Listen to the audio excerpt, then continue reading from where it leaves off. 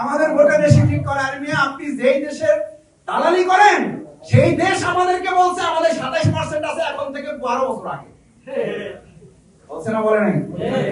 তাদের প্রেসিডেন্ট বলে গেছে 27% আমাদের। আমরা ওই তোমাদের 27% কাউন্ট করি না, আর তোমার ওই 10% আমরা কাউন্ট করি না। কত পার্সেন্ট জামাত ইসলামী এটা তুমি কিংবা কোন রাষ্ট্র ঠিক করবে না, এটা ঠিক করবে দেশের জনগণ। সময় বলে দেবে ইনশাআল্লাহ।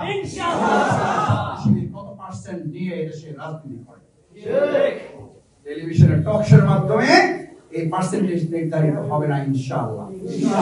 সেজন্য সম্মানিত সাথী বন্ধুরা, আমাদের এই যুবকদের জন্যই গোটা জীবনের হিসাব নেওয়ার কথা হাদিসে উল্লেখ করা আছে, তার মধ্যে আলাদা করে আবার তোমাদের এই যৌবনের হিসাব দিতে হবে। এই জন্য জান্নাত তোমাদের, এই জন্য জান্নাত এই বয়সে, এই জন্য জান্নাত এই টার্গেটের এই সময়ে। সুতরাং জান্নাত প্রাপ্তির জন্য আমরা আমাদের এই প্রিয় মাতৃভূমি বাংলাদেশটাকে একটা জান্নাতের টুকরা বানাবো ইনশাআল্লাহ। এই কিশোরগঞ্জ জেলাকে আমরা একটা জান্নাতের টুকরা বানাবো ইনশাআল্লাহ। যত কথাই বলুক, আমরা কোনো কথায় কান না দিয়ে আমরা আমাদের কাজে আমরা এগিয়ে যাব ইনশাআল্লাহ। ওরা কাদা সুরে ভাবে ওদের অস্ত্র নিন্দাবাদ, আমরা বলিব এক আল্লাহ, সাম্য, শান্তি, জিন্দাবাদ। ওরা কাদা সরাসরি করতেছে না? করতেছে। আজকে আমাদের একটা সুন্দর প্রোগ্রাম উপহার দেওয়া জামাত কর্মীদের যেমন টার্গেট থাকে, আমরা ত্যাগের রাজনীতি চালু করে, ভোগের রাজনীতি কোরবানি দিয়ে কবরস্থ করে আমরা ত্যাগের রাজনীতির উদাহরণ দিয়ে বাংলাদেশকে আমরা এগিয়ে নেব। আমাদের আবু সাইদ মুক্তরা যেমন জুলাই আগস্টে গণঅভ্যুত্থানে উত্তপ্ত ময়দানে দাঁড়িয়ে বলেছিল পানি লাগবে ভাই, পানি লাগবে। আজকের এই উত্তপ্ত বাংলাদেশের নৈতিকতার সংকটে দাঁড়িয়ে তোমরা বলবা সৎ মানুষ লাগবে ভাই, সৎ মানুষ, ছাত্র শিবির সৎ মানুষ দিয়ে কিশোরগঞ্জ গোটা বাংলাদেশকে সৎ বাংলাদেশ আমরা গড়ে তুলব।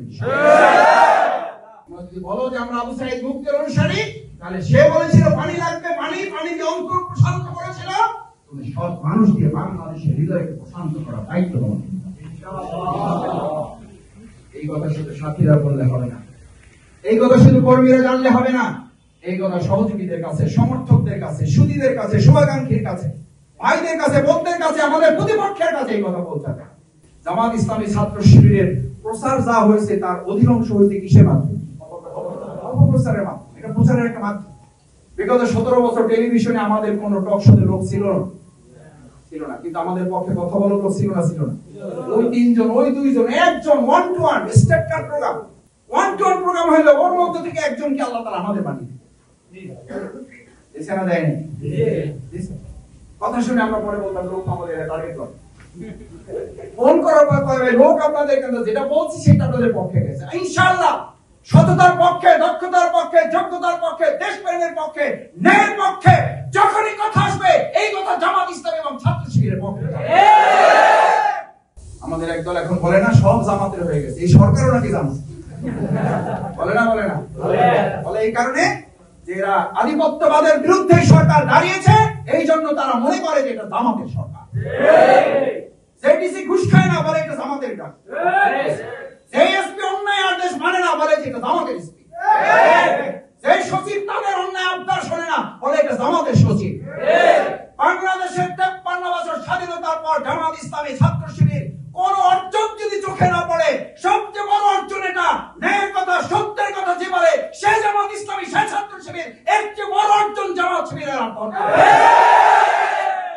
এই জমিন যখন রক্ত ঝরবে, ঘাম ঝরবে, এখানে যখন আমাদের চোখের পানি ঝরবে, আমাদের 3টা গুরুত্বপূর্ণ অস্ত্র, চোখের পানি, শরীরের ঘাম, আর হলো যদি প্রয়োজন হয় আমরা রক্ত দেব। 3টার বিনিময়ে ওদিকে যেমন সার, ওদিকে যেমন ঔষধ, ওদিকে যেমন আগাছা উৎপাদনের মধ্য দিয়ে একটা জমিনকে ফসল যুক্ত করে মানুষের কল্যাণে দেওয়া হয়, আমরা আমাদের রক্ত, ঘাম, চোখের পানি দিয়ে বাংলাদেশের জনগণের কাছে ইসলামের সুফল আমরা পৌঁছে দিতে রাজি আছি ইনশাআল্লাহ।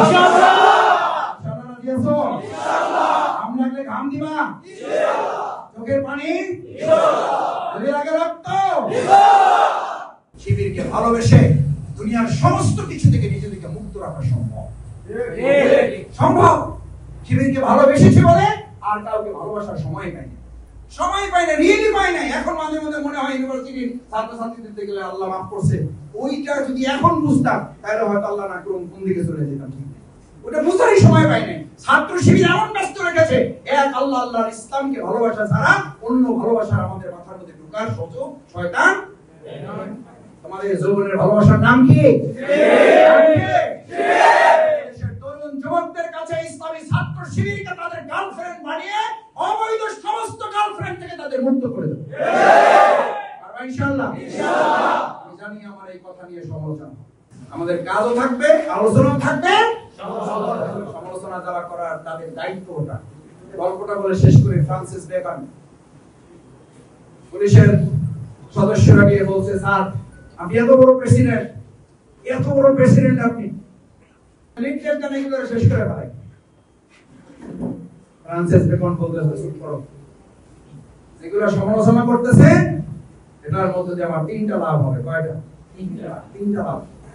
আমাকে মাঝে মধ্যে লিঙ্ক পাঠায়, ছবি পাঠায়, তারপরে পোস্ট পাঠায়, তা আমি ওগুলো অনেক সময় দেখি, অনেক সময় দেখিও না। দুই একটা তোমার আলহামদুলিল্লাহ, তো সে আবার ইয়া পাঠায়, মানে স্টিকার পাঠায়, কান্নার স্টিকার। ভাই আমি পাঠাইলাম কি আর আপনি আলহামদুলিল্লাহ বললেন?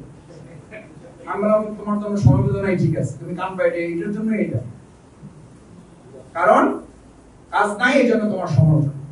ফ্রান্সিস বেকন তখন বলেছিলেন 3টা কারণে তারে মারার দরকার নাই, অ্যারেস্ট করা দরকার। ফ্রান্সিস বেকনের খুব সমালোচনা করতেছে, গালিগালাজ করতেছে, বলছে সে প্রথম যে কাজটা করতেছে কথায় কথায় আমার নাম উচ্চারণ করতেছে। এটা আমিও চাইলে পারতাম না, কারণ নিজের নাম তো নিজে বেশি উচ্চারণ করা যায় না, খারাপ দেখা যায়। সে তো আমার নাম উচ্চারণ করতে করতে যেই কাম আমারে করছে এটা আমি নিজেও পারতাম না। তাহলে 2 হচ্ছে আমার সম্পর্কে সে যা বলতেছে এগুলো বলতে বলতে তার টাইম শেষ, সে ভালো কাজ করার সুযোগ নিজে আর পাবে না, জাতিকে দেওয়ার মতো তার কিছু নাই। আমার সম্পর্কে সমালোচনা করেই তার টাইম শেষ হয়ে যাবে, জীবন শেষ হয়ে যাবে, ওরে ওই কাজ করতে যাবে, ও শেষ, ওরে নিয়ে ভাবার কিছু নাই। নাম্বার 3 সবচেয়ে গুরুত্বপূর্ণ যেটা বলেছিলেন, এই সমালোচনার মধ্যে আমি ফ্রান্সিস বেকন যদি মনে করি আমার একটা উপদেশ গ্রহণ করার মতো আছে, তাহলে সে আমার উপকার করলো না অপকার করলো? অপকার করলো না উপকার করলো? আমি তার কথা শোনার চেষ্টা করি, দেখি যে আমার মধ্যে আসলেই কোনো ভুল আছে কিনা। যদি থাকে তাহলে তো আমার কাছের লোকেরা তো আমার সাহস করে এটা বলবে না, যেটা সে সাহস করে বলতে পারতেছে তারা বলতে দাও, তাকে বলতে দাও। আমরা আমাদের বাংলাদেশকে এমন ভাবে গড়ব সেখানে মতও থাকবে, দ্বিমত থাকবে, কিন্তু সুন্দর কথা বলার কালচার আমরা রক্ষা করব। আমরা ভাসিয়েও দেব না কাউকে, আমরা ডুবাইও দেব না। আরে ভাই আমাদের শহীদরা দিয়েছে রক্ত, আপনারা সেই দেশে দিয়েছেন থুতু, এটাই জাতির সাথে শহীদদের সাথে বেইমানি। এই রক্তে ভাজা বাংলাদেশে আপনারা এখন ফু দিয়ে সবরাই দেবেন, এটা রক্তের সাথে বেইমানি। এই রক্তে ভাজা বাংলাদেশে আপনারা প্রস্তাব করবেন, জাতি কিভাবে আপনাদের প্রত্যাখ্যান করবে। ভাইরা আসো, ইসলামী ছাত্র শিবির আমাদের আগামী দিন, ইসলামী ছাত্র শিবির আমাদের বর্তমান, ইসলামী ছাত্র শিবির আমাদের ভবিষ্যৎ, ইসলামী ছাত্র শিবির আমাদের অতীত। ওই অতীতের জায়গায় দাঁড়িয়ে আজকে শহীদুল ইসলাম মাসুদ কথা বলছে, ওই অতীতের জায়গায় দাঁড়িয়ে ওপর নেতারা কথা বলছে, কাজ করছে, প্রার্থী হিসেবে তোমাকে উঁচু করে নিয়ে ভবিষ্যৎ বিনির্মাণে আমরা কাজ করব। আল্লাহ তাআলা আমাদের সবাইকে কবুল করুন। সুবহানাকাল্লাহুম্মা ওয়া বিহামদিকা আশহাদু আল্লা ইলাহা ইল্লা আনতা আস্তাগফিরুকা ওয়া আতুবু ইলাইক। আসসালামু আলাইকুম ওয়া রাহমাতুল্লাহি ওয়া বারাকাতুহু।